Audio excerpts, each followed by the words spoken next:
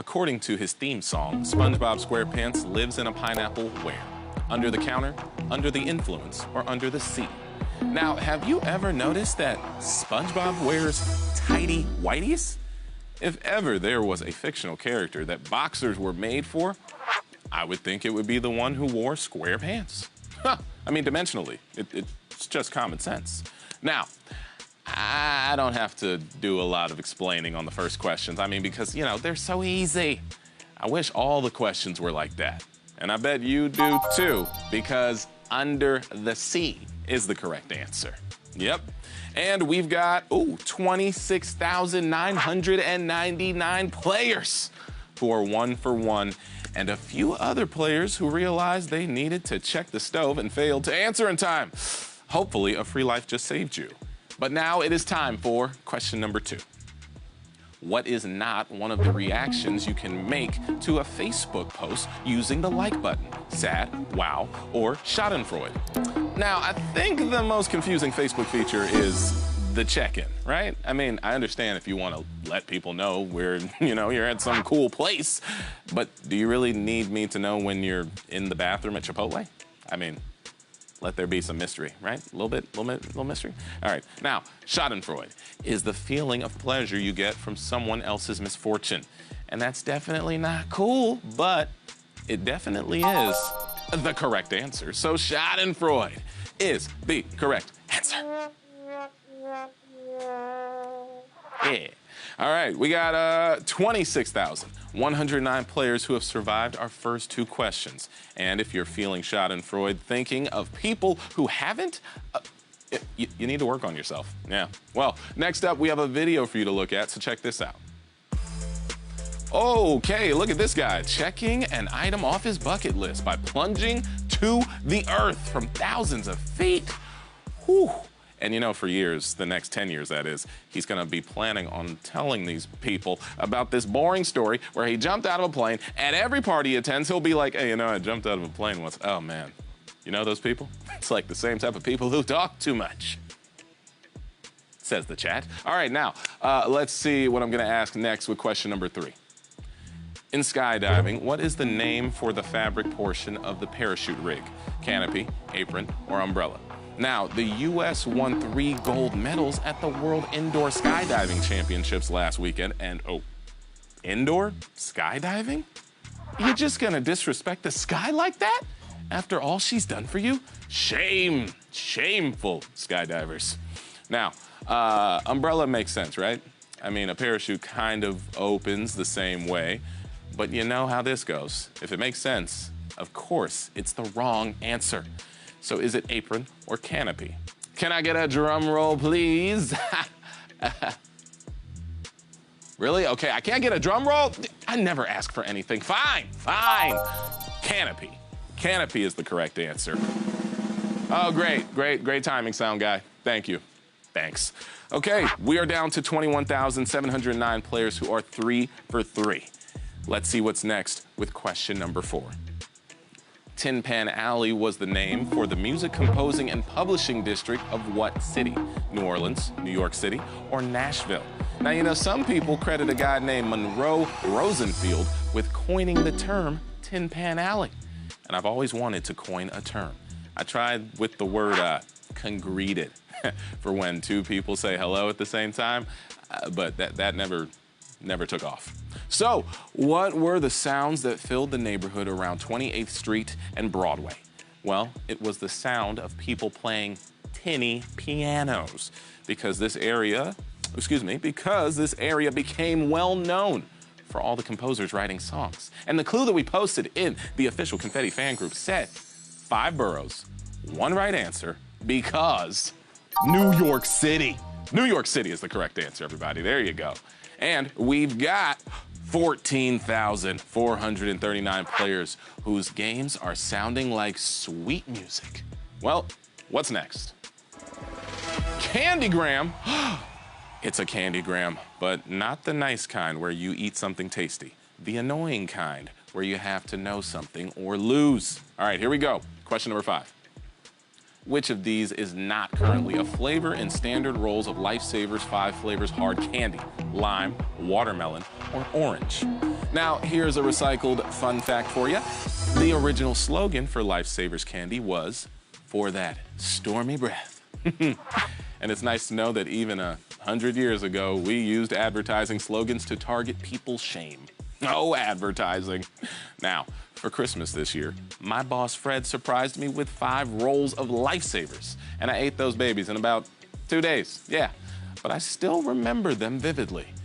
There was cherry, raspberry, pineapple, watermelon, and orange. So the one that's not a standard Lifesaver is lime, everyone, lime. Lime is the correct answer. Yeah, it got dumped in 2003, and I'm sorry, Lime. But you know what? You don't need Lifesavers. You can do better. Yes, you can. All right, so 5 questions down, and it's a party foul! Oh, damn! Oh, over 12,000 of you thought it was watermelon.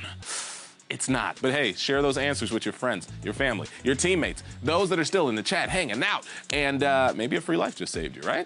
Maybe, I don't know. Well, like I said, 5 questions down, and 6,790 players have yet to need a Lifesaver. Unless, of course, a free life helped you stay in the game, then you absolutely needed one. And now we're playing Who Said It? Your next question is all about this quote, so listen carefully. I'm tired of people not treating me like the gift that I am. All right, everybody, you got it? All right, and with that, here comes question number 6. Who said this? Justin Bieber, Martha Stewart, or Paula Abdul? Now, in celebrity news, Gigi Hadid just had a denim-themed birthday party. And wait a minute, okay, that's not a theme, that's what you were wearing. You know, tonight is not like a golf pants-themed episode of Confetti. But that's not a bad idea. Fred, write it down. All right, now, I'm tired of people not treating me like the gift that I am. That was the quote. And that is a super Bieberish thing to say, right? But Justin didn't say it. The one who did say it was Paula Abdul. Paula Abdul, everybody. Yes, she is the correct answer, and she said it on her reality TV show, Hey Paula, after feeling let down by her QVC merchandising rep. Wow. Oh, and by the way, on Friday, we have an all games episode full of questions with a little twist, kind of like the one that we just asked. So make sure that you tune in because we're giving away $10,000 and it's gonna be fun. And I'll be here, so that'd be good. All right, so we got 4,483 players who are perfect after 6 questions. And before we get to the next question, or excuse me, before we get to question number 8, let's see if you can answer question number 7. Which of these is named for an actual person? Granny Smith apple, Mrs. Butterworth syrup, or Betty Crocker cake mix? Now, did you know that Chef Boyardee was a real dude? Well, you might because we asked you about it like 50 shows ago, if you're an old school player. But hey, give me a break. This is our 202nd show.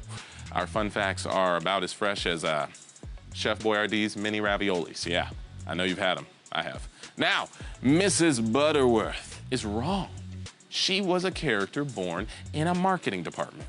Well, how about Betty Crocker? I mean, you know, Betty she's responded to thousands of consumer baking questions over the years, but those questions are probably answered Betty Crocker, so that means Granny Smith apple is the correct answer. Yes, Australian Maria Ann Granny Smith first cultivated the apples in 1868. Interesting. We got 1,913 players who are 7 for 7 and still in the mix for a piece of 10 grand, everyone. Yeah. Okay, looks like it's time to check back in with Loop and see what's going on with the storm. Oh, wait a minute. Who are you? Where's Loop? Hey, JD, I'm Ted. I'm guessing Loop is the guy who handed me this microphone and told me to tell you that you're all suckers and that he quit. And also, he had a lot of money on him. Wait, what? Loop quit? Yeah, but I don't think he made it too far. A bunch of people tackled him. They took his money. It's chaos out here. No one has ever seen it rain actual money before. I've never been this scared in my life. Honestly, guys, just leave it on the ground. It's not worth it. Like, uh-oh, there's a bunch of people coming. They look insane. This was supposed to be a light-hearted, comical bit, and it turned into an episode of The Walking Dead. Lesson learned. All right, so, hey, next up is question number 8. Which U.S. president did not win a Nobel Peace Prize while in office? Woodrow Wilson, Theodore Roosevelt, or Jimmy Carter? Now, speaking of awards, did you know that not one U.S. president has ever been awarded People's Sexiest Man Alive? Not even Obama. And he was the sexiest president we had. I mean, come on. And I feel no shame in saying that. I mean, it's true. He was too smooth. Now, 4 presidents have won this award, and 3 of them while in office. Teddy Roosevelt won in 1905 for his efforts to end the Russo-Japanese War, which I think was a war between Japan and an Italian family from New Jersey. And both Wilson and Carter claim Nobel hardware. Jimmy C. won for his untiring efforts to resolve international conflicts and advance democracy and human rights. But Carter won in 2002, long after he held office, which means Jimmy Carter. Jimmy Carter is the correct answer. Yep, and Woodrow Wilson won the Nobel Prize in 1910 for creating the lifesaver slogan, for that stormy breath. All right, now that's a lie, but what is true is that we've got 1,384 players who are perfect through these 8 questions and are just 2 questions away from winning. And it begins with... A word? Yes, a word. Let's find out what you know about words. Here is question number 9. If you work full-time as a stevedore, which of these cities would you most likely live in? Madrid, Phoenix, or Hamburg? Now, you know, I Googled the name Steve Dorr and found dozens of guys who have that name. Do you think they have any idea that their name is some type of job in one of these 3 places? Is there anyone named Steve Dorr playing tonight? And if so, are we blowing your mind right now? Let me know in the chat. All right, so if you filled out an application to be a stevedore, then you know that they work loading and unloading ships. And there's not much opportunity for stevedores in Phoenix where they lack an actual ocean, all right? So that's wrong. The word has origins that are traced back to the Spanish for a man who loads ships and cargo. So it must be Madrid then, right? Right? Wrong, wrong. Hamburg is the correct answer. Yes, and that's the only city with a port where you'll find stevedores. There you go. You learn something new every day with us. All right, we are down to 852 players who have made it through 9 questions without a mistake and have just docked their ships at the question worth all the money. And I have to say, as far as puns go, I nailed it with that one. That was good, that was good. Okay, it's time for your final question.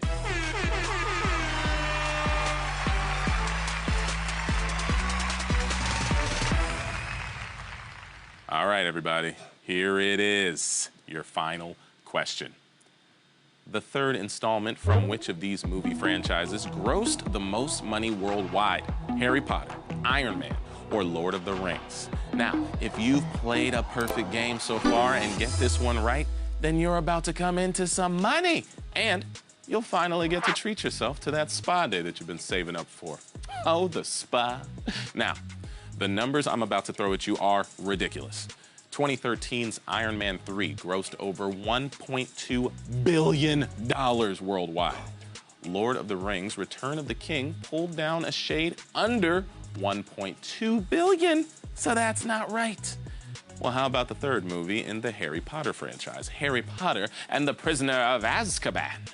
Well, Harry's magic wand waved in 796 million, which means Iron Man is the correct answer. Oh man, Endgame comes out soon. Hey, did you get that question right? If you got all 10, then that means you're taking home a piece of 10 grand, everyone. So how many winners did we have tonight? 235 total winners answered all 10 correctly, and you're taking home $4 $42.56 a piece.